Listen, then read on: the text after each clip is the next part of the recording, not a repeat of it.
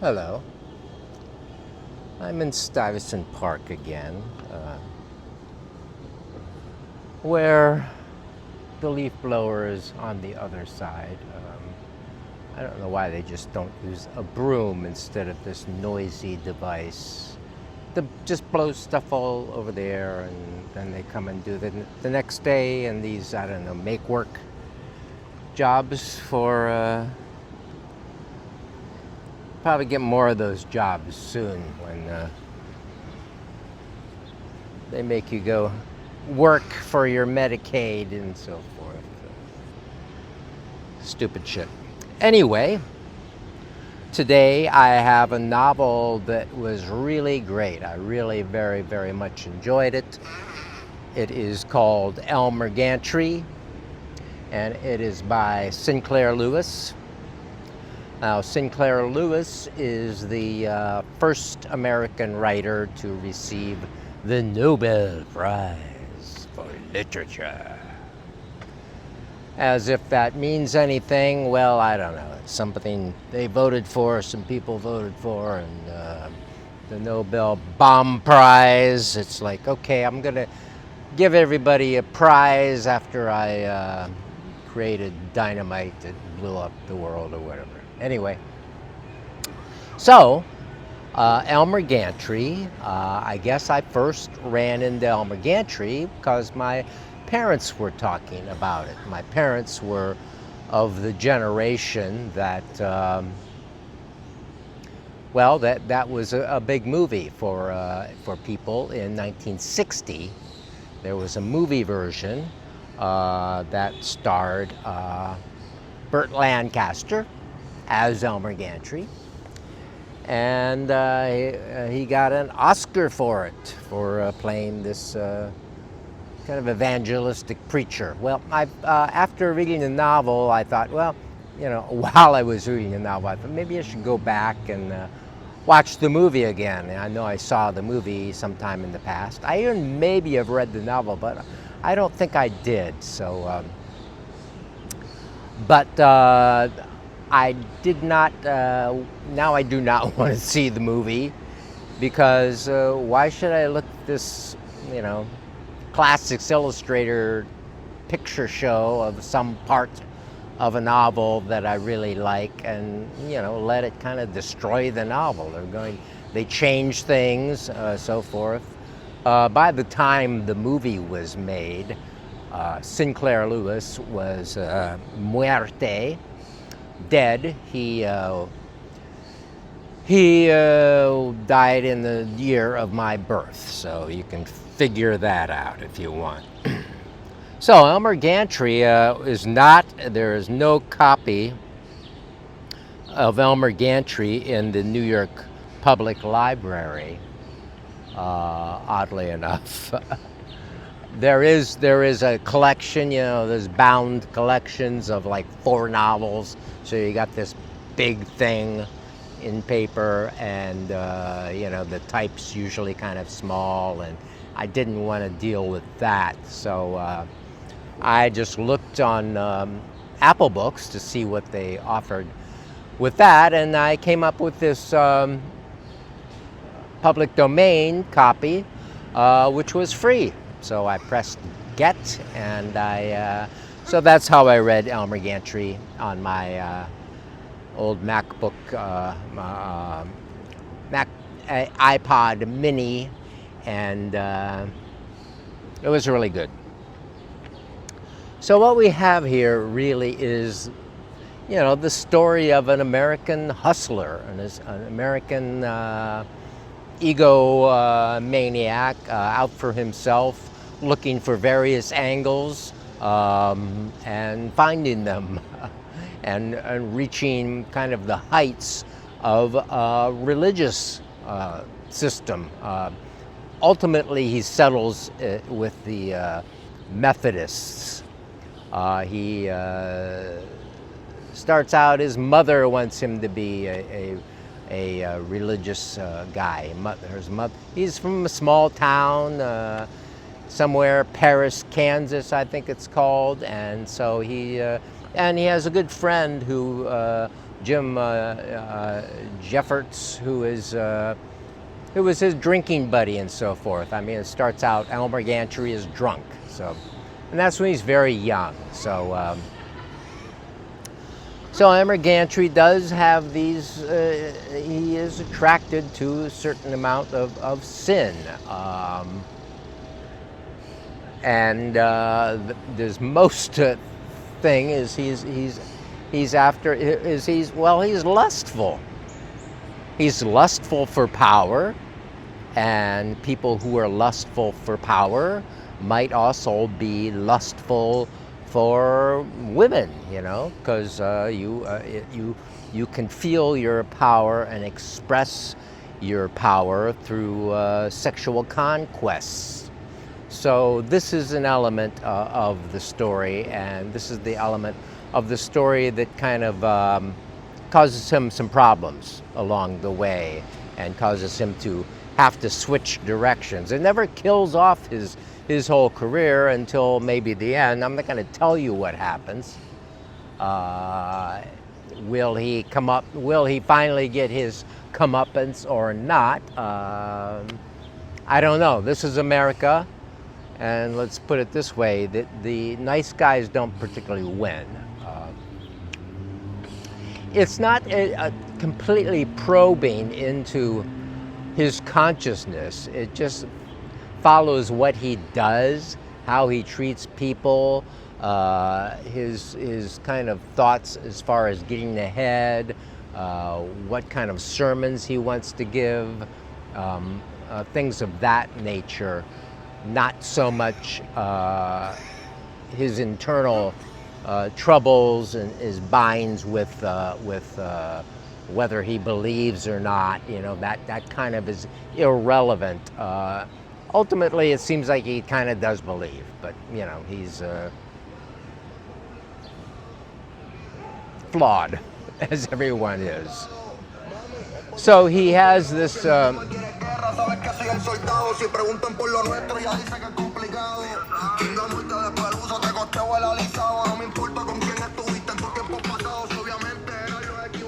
Guy riding his motorcycle around, which you aren't supposed to do in the park. So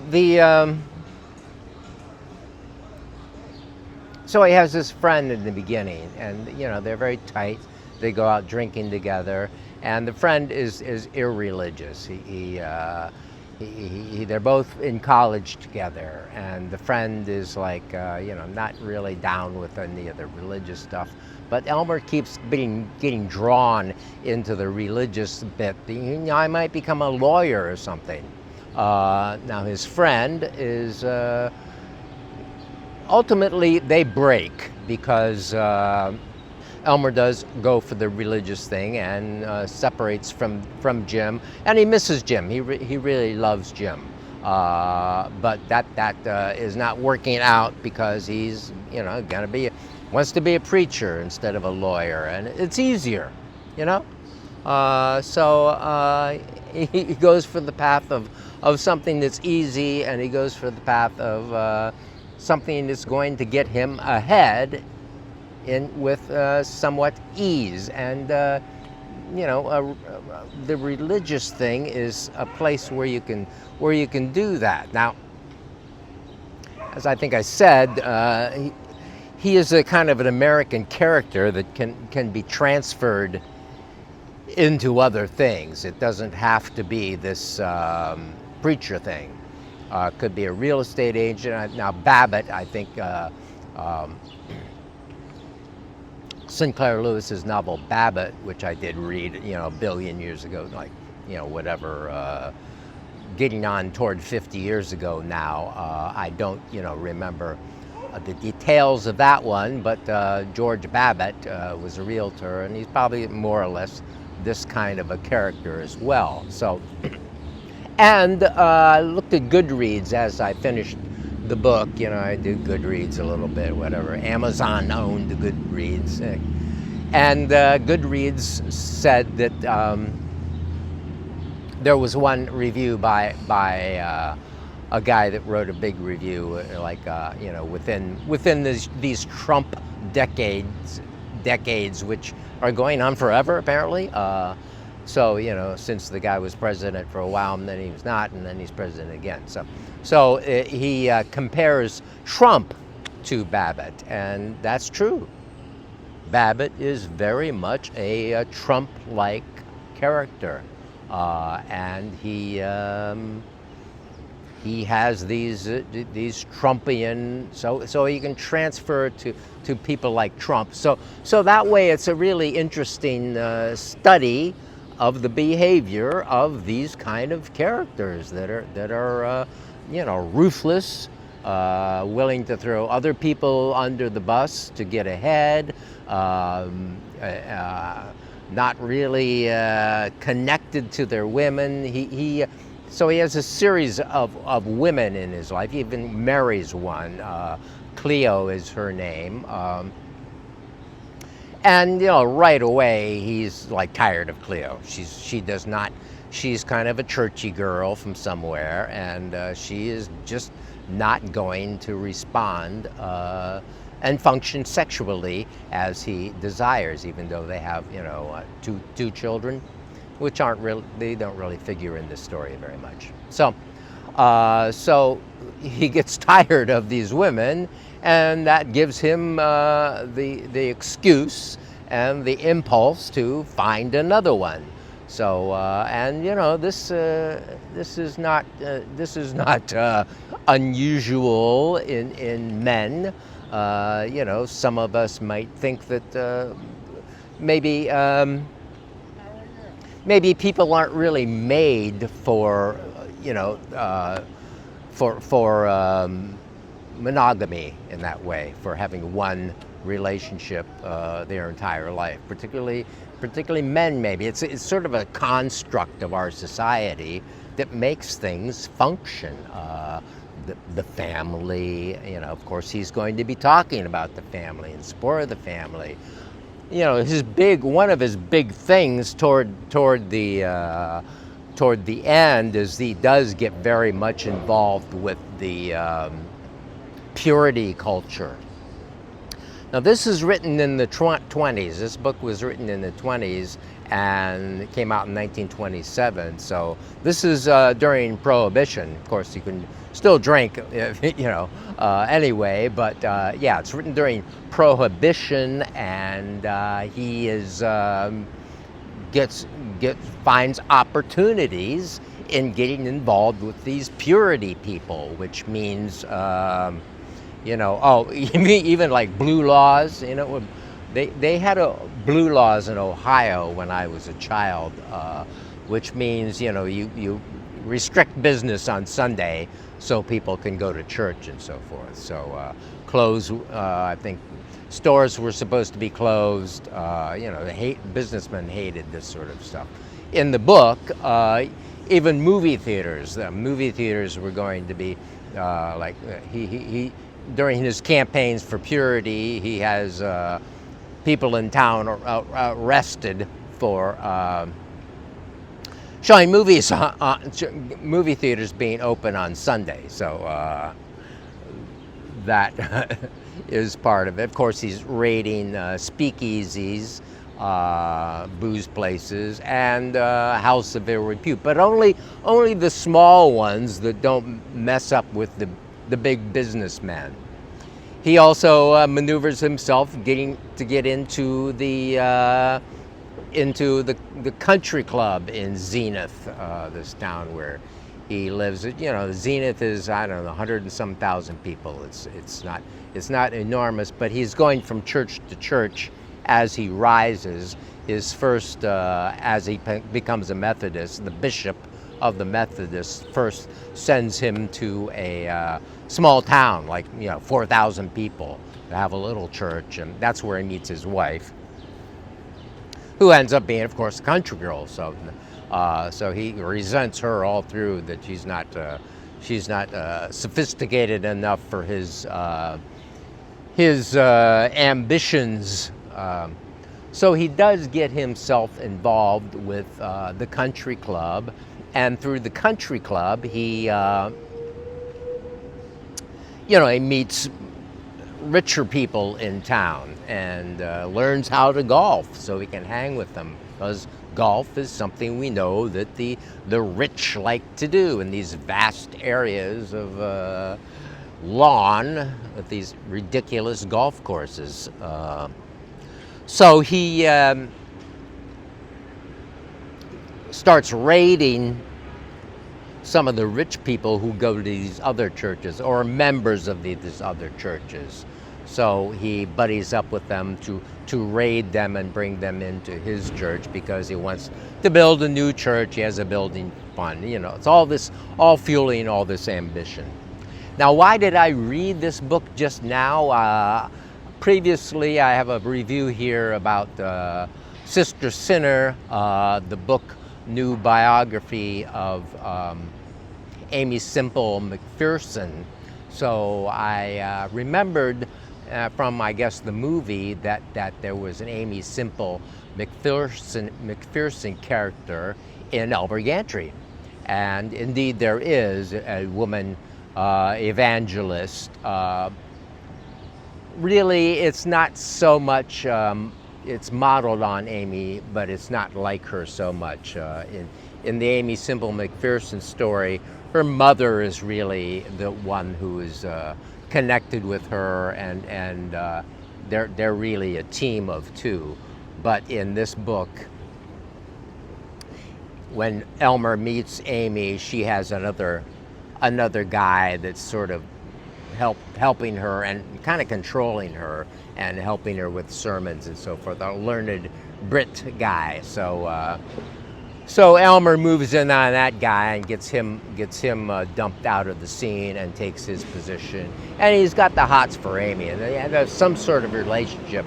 There's not any, you know, it is the 20s here, so there's not explicit sexual stuff going on in here, but you know, it's implied that they are having a physical relationship. This goes with his lovers too, even a couple of secretaries when he's a preacher who he becomes intimately involved with. So that's why I was drawn to reading the story to begin with, the Aimee Semple McPherson connection. And there's another thing that I've been watching. A friend of mine told me about on HBO MAX, a series called Perry Mason, which is a series from 2020, which I've been watching, that also has an Aimee Semple McPherson character. Now that one in the series, which I'm still watching, I think I'm up to, I think I get to see episode 7 tonight, and it's a really good series. So that Aimee Semple McPherson actually is closer to the one in the biography, in that she is very tight with her mother, and her mother is kind of controlling the business, and Aimee is rebelling as Aimee did rebel in real life. So I don't know what's going to go on with that, but this preacher is all involved with this case of this child kidnapping, and it's really a very, very good series. High level production value, lots of money spent, and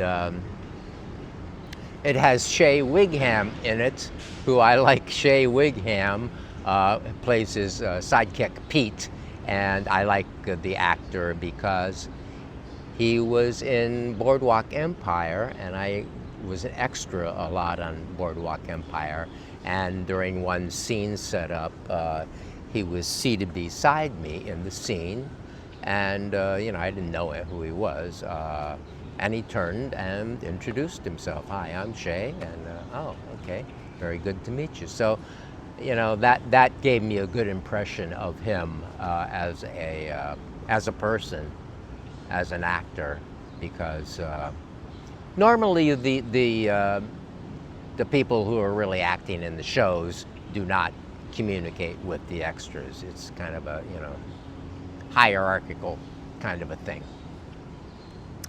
So yeah, I guess that's pretty much where I want to wrap it up here and say that, you know, It is really a fine, fine novel, and I enjoyed it very much. It goes through all kinds. He even has a period where he's kind of booted out of one of his churches, one of his religious things. Oh, it's after Aimee. The Aimee thing kind of ends in disaster, and what's her sister Sharon? I think, yes, the Sharon thing, Sharon Falconer.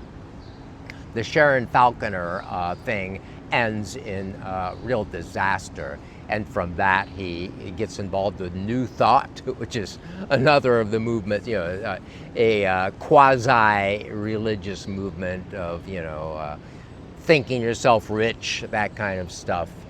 So he tries that angle for a while, and not very successful, and goes back into religion. So I think that's where I'll leave it.